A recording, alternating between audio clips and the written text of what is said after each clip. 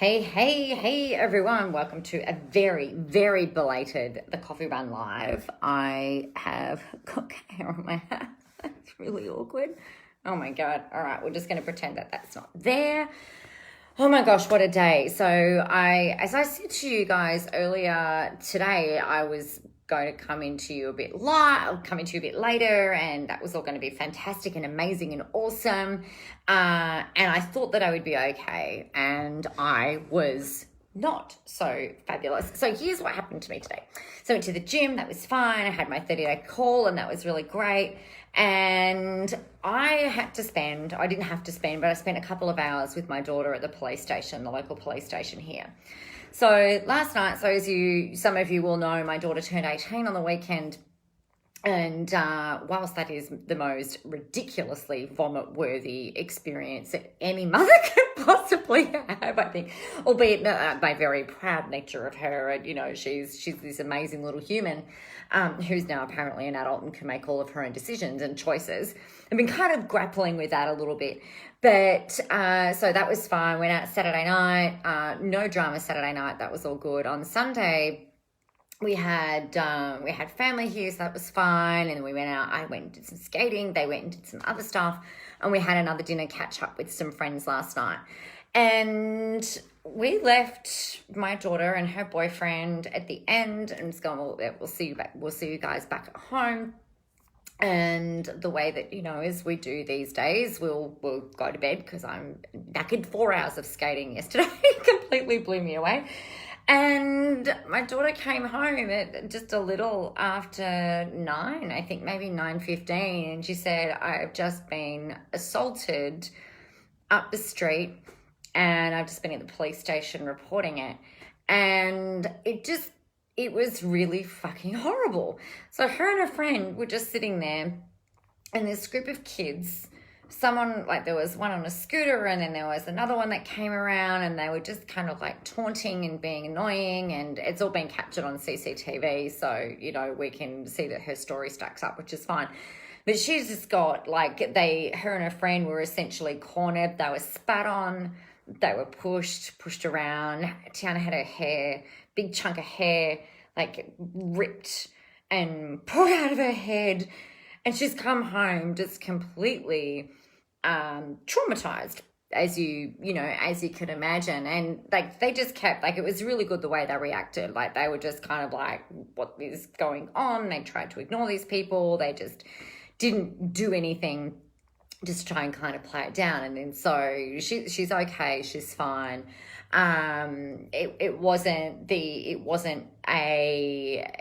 It wasn't an assault that caused a major injury. It wasn't like a king hit or anything like that. It was just kids being little freaking assholes, basically. And but they range from 9 years old. Can you believe 9 years old? My son is, how old is he? He's 10. So this one of the youngest kids would have been about his age, maybe a bit younger. And then the oldest was maybe 15, 16. And Tiana was saying that the one that actually struck her was a bigger girl, came in and just out of nowhere just came in and smashed her into her back, and they thought she was going to have all the stuff stolen, and just really freaking scary, actually.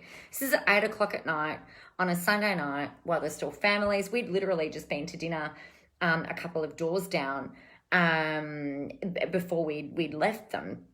And I guess, and then today, so consequently today, she went in and made the police report yesterday. They said, can you come back in tomorrow at 11? So we've gone in at 11. That's why the coffee run wasn't at 11. And doing this big whole debrief about last night. But then there's also a history with this particular group of people who are renowned around our town. They're known to police, renowned around our town for creating havoc, being a nuisance. They rip plants up and, try and whip people with them in the mall. And Tiana's experienced, we did that before. She's actually been bailed up just walking in the street, just walking along, and bailed up and stuff like this. So this by this same group of people, not specifically these people, but by some people who are in the wider group of these particular people. And so I guess spending a couple of hours with the cops, the woman was freaking amazing. The senior constable was absolutely amazing. Really, really gentle, really warm, really insightful. And what I said was really interesting, because she said we can, so now I know all about criminal law from the police perspective. You've got a couple of options, like you can press charges, but they're kids, so like they can't actually necessarily do something unless they cause a major injury. And then you can also go down the civil track, which is where you can then get like an AVO, but it's not an AVO, it's a intervention order. So we've had to go through all of that, like getting everything, all of the details sorted out for that, so that she can go and get an intervention order on this person who they just need to formally identify because she's known to police and, blah, blah, blah, blah, blah. But what I found really interesting, so the upshot of all of this is, number one, she's okay. Number two, she did the right thing. Number three, the police have been freaking fantastic with being really supportive of her, really protective of her, and giving her a whole lot of really great advice, which has been really cool. But what I thought was super interesting was the way that the events kind of like unfolded for Tiana. So it happened really quickly, right? All of this happened in the space of maybe 5 minutes, probably at the outside. I'd say it was really heady, really traumatic, as you know, like she's in fight or flight and she's pretty much just frozen. But what was interesting with the way that this police officer got her to really kind of dig into the way that things had happened, and then all of these details started to emerge. So she was able to describe the clothes. She was able to describe a lanyard that a woman in a shop next door, after these people had gone, right? She didn't come out while they were harassing my daughter and a friend, which makes me mad. But she came out after they left and they said, "Oh, are you guys okay?" And she ended up going back into the store and locking the door behind her, as you do. But Tiana could remember her hair color, could remember what this woman was wearing, could remember the lanyard hanging out of her pocket, could remember all of this stuff. And then the police officer asked some other questions, and then Tiana's like, yeah, and then there was this, and then there was this, and then there was this, and then there was this. And it was like all of these details started to really unfold and unpack. And what it made me realize is how often, we're always taking all of the things in, but we're actually processing a whole lot more information, and we're retaining a lot more information than what we give ourselves credit for. And I suppose I was like thinking earlier today, so we've done all of that. I've come home and, trying to work, and it's been a weird ass day. I've been really worried, obviously, about the impact of all of this and trying to understand the pros and cons of getting an intervention order on someone who is known to police, who wanders around town all the time. The likelihood of her or us not seeing this person again, or this group of people again, is ridiculously unlikely. Like the chances that we walk up the street tomorrow and see them are probably like 99 to 1. Like we're likely to see these people everywhere. And I was thinking this afternoon, I'm like, okay, I've got to go and do my live. I'm like, what the fuck am I going to talk about? So I put something in the notes in my phone, and I can't even remember now what it was, but it was going to be something great. And I just did a live call with my clients. I'm like, you know what? I've been putting off my live stream all day. I just don't know what it is that I'm going to talk about today. And I was just like, well, fuck it. I'll just talk about the stuff that's happened. So I suppose the business lesson amongst all of this, because, I'm always processing information. I'm always looking at these weird experiences or great experiences or shit experiences, looking at these and seeing how we can glean, insights and what we can take away from stuff like this. And I guess number one is to make sure that you're aware of your surroundings, no matter where it is that you are. And maybe that's not really a business lesson, but that's just a lesson in general.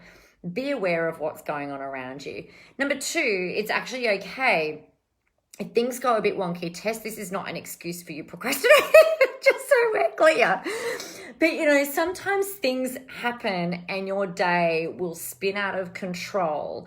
And you can be sitting there thinking like exactly like what I was today. I'm like, oh my God, what am I going to talk about? How can I possibly add any value in today? I'm just, this didn't even happen to me, but I've just kind of gone into this spin of all of this. And it's like sometimes at that point, it's where you've just got to go, okay, you know what, nah, I'm hitting that button, I'm hitting the eject button, I'm hitting that stop button, enough's enough now. So what I've been doing this afternoon is a lot more manual stuff. So I've been in my CRM, my client record management system. I've been in playing around with some technology. I've been posting some stuff on Facebook. I've been tying off some loose ends. I've been doing the things, and this, I guess this is the insight here for me as well through all of this. I've really... Oh, I've just realized what I was doing. So what I've been doing is I've been controlling my environment and controlling my emotions and controlling my day, utilizing the things that I can control in my world. I've done my planner. I've used technology, and technology, as we know, particularly when you're looking at building out email funnels and stuff like that, it's ones and zeros. It's like one block goes on one thing goes on the next thing, one thing goes on the next thing, and that's actually okay. So I guess the insight here is probably more of an insight into me, for you guys, but then also being aware of how you react under stress, under pressure, under things going a little bit haywire or going a bit wonky, or things that are really like legitimately actually outside of your control. Those, I believe, are, I want to say, like legitimate reasons for not doing something. Right? Whereas then we've got like the other bullshit reasons why we might not do something. Like my hair on this side is curly and my hair on this side is straight. Or I've got fluff on my hat. Or my headphones are not charged. Or like whatever other reason, it's a day ending in Y, so I can't do that thing. There's a whole lot of reasons and bullshit excuses that we'll make for not doing things. And I think they're the things that you've got to be really honest with yourself around about, like, what's the payoff for that? Like, what are you gaining from that?